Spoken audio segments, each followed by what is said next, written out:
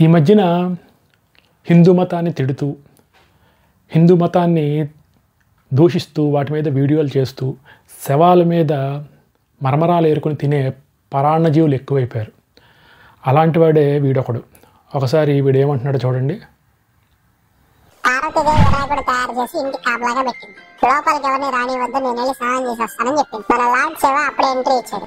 ఆ యూజువల్ గా మన వినాయకుడు శివుడిని లోపలికి రానివ్వడు. శివుడికి ఏమో కోపం వచ్చింది. బట్ శివుడు ఇంత చిన్న విషయానికి డైరెక్ట్ ఇన్వాల్వ్ అవ్వడు కాబట్టి ఫస్ట్ వినాయకుడి తోటి గంధర్వులు యుద్ధం చేశారు. ఆ గంధర్వులు అందరినీ చిత్తుగా ఓడించాడు మన వినాయకుడు. ఈ యుద్ధం 1-2 రోజులు జరిగింది. తర్వాత కిన్నెరలు కింపురుషులు వచ్చారు. వాళ్ళందరినీ కూడా మన వినాయకుడు రఫాడించాడు. ఇది కూడా 2-3 రోజులు యుద్ధం జరిగింది. తర్వాత సప్త ఋషులు వచ్చారు. ఆ సప్త ఋషులందరికి కూడా 7 సముద్రాలు నీళ్లు దాపించారు. ఈ యుద్ధం కూడా కొన్ని రోజులు సాగింది. తర్వాత ఇంద్రలోకంలో ఉన్న సైన్యం మొత్తం రంగంలోకి దిగింది. దేవేంద్రుడిని వాళ్ళ సైన్యాన్ని మొత్తాన్ని నామరూపాలు లేకుండా చేశాడు మన బాల వినాయకుడు. ఇది కూడా జస్ట్ 1 or 2 hours జరిగే యుద్ధం అయితే కాదు. ఖచ్చితంగా కొన్ని రోజులే పట్టాలి. చేసేదేమీ లేక శివుడు వాహనమైన నంది రంగంలోకి వచ్చాడు. నందిని కూడా కొమ్ములు పట్టుకుని అవలేలుగా పైకి లేపేశాడు. తన సైన్యం మొత్తం ఓడిపోతుంటే తట్టుకోలేని లార్డ్ శివ డైరెక్ట్ గా తనే రంగంలోకి వచ్చి ఆ బాల వినాయకుడి తల లేపేశాడు. యాగు మేమందరం యుద్ధంలో గెలిచామని చెప్పేసి దేవతలందరూ క్లాసు కొట్టడం స్టార్ట్ చేశారు. అప్పుడు లోపల స్నానం చేసిన పార్వతీదేవి బయటకు వచ్చింది. ఇక్కడ నా డౌట్ ఏంటంటే అసలు పార్వతీదేవి ఇన్ని రోజులు స్నానం ఎందుకు చేస్తుంది? గంధర్వులతో యుద్ధం జరిగింది, కిన్నెరలతో జరిగింది, కింపురుషులతో యుద్ధం జరిగింది, సప్త ఋషులు, ఇంద్రలోకం, నందీశ్వరులతో కూడా ఆ యుద్ధం జరిగింది. ఇదంతా జస్ట్ 2-3 నిమిషాలు జరిగే పని అయితే కాదు కదా. ఖచ్చితంగా కొన్ని రోజులు కానీ నెలలు కానీ జరగాలి. అసలు అన్నేసి రోజులు స్నానం ఆడవాళ్ళు ఎందుకు చేస్తారు?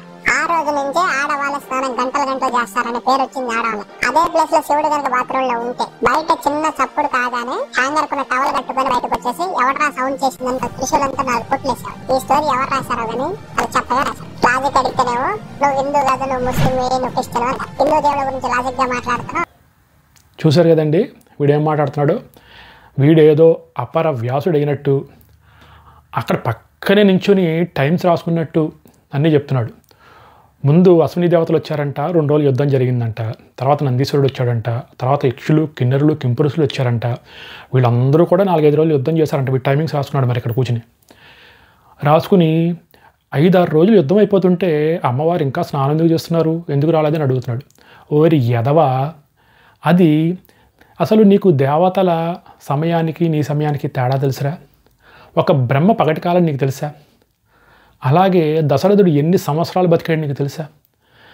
అలాగే గరుత్మంతుడి అన్న అయిన అర్ణుడు తల్లి గర్భంలో గుడ్డులో ఎన్ని సంవత్సరాలు ఉన్నాడో నీకు తెలుసా?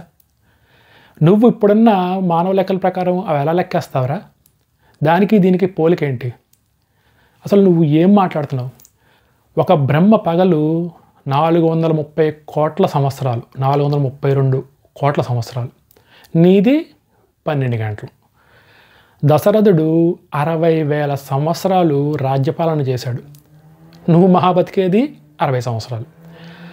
అరుణుడు 100 సంవత్సరాలు తల్లి గర్భంలో ఆ గుడ్డులో ఉండిపోయాడు. నువ్వు నీ తల్లి గర్భంలో ఉన్నది 9 నెలలు. నువ్వు వాళ్ళతో కంపారిజన్ ఏంట్రా? అసలు నీకేం తెలుసు? వీడంటాడు 4 రోజులు యుద్ధం జరిగిందని. అసలు అక్కడ ఏం జరిగింది?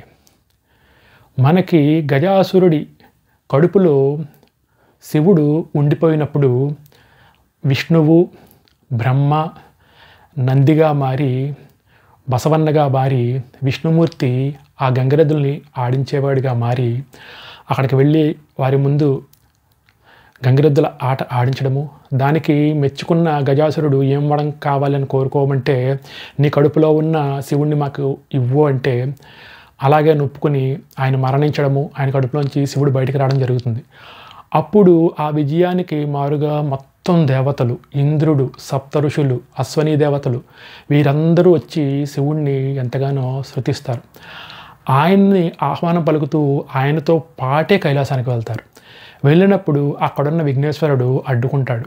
అడ్డుకుంటే వీరందరూ కూడా వారిస్తారు, ఇది మంచిది కాదు, సాక్షాత్తు ఈయన మహాత్ముడు శివుడు, ఈయనే ఇక్కడ అధిపతి, ఈ కైలాసానికి ఈయనే అధిపతి అని వారిస్తారు. దాని తర్వాత చిన్నపాటి యుద్ధం జరుగుతుంది. అంతేగాని వీడు చెప్పినట్టు 5 రోజులు 6 రోజులు జరగదు. ఇంకొకటి, ఒక యుద్ధం జరగాలంటే 5-6 రోజులు అక్కర్లేదు. నీకు శ్రీరామాయణంలో రాముడు తీసుకుంటే 14,000 మంది కరదూషణాదుల్ని 1 గంటలో, ఆఫ్టర్ ఆల్ 60 minutesలో మొత్తాన్ని అందరినీ చంపాడు.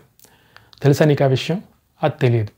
పక్కనే ఉండి 4-5 రోజులు జరుగుండొచ్చు, అన్ని రోజులు అమ్మవారు స్నానం చేస్తుందా, శివుడైతే టవల్ కట్టుకుంటాడని నీ ముష్టి పోలికలన్నీ దేవుళ్ళకి అంటగట్టి హిందూ మతాన్ని, వైదిక మతాన్ని, హైందవ మతాన్ని చులకనగా మాట్లాడి దాని మీద నీకు ఇష్టం వచ్చినట్టు వ్యాఖ్యలు చేస్తానంటే ఇక్కడ చూస్తూ ఎవరు ఊరుకోరు. వీడు ఇలా నేను హిందువునే అంటున్నాడు, కానీ నాకు డౌటే. ఒకవేళ హిందువు అయినా సరే నీకేవైనా డౌట్లు వస్తే పెద్దవాళ్ళని, గురువుల్ని అడిగి తెలుసుకో.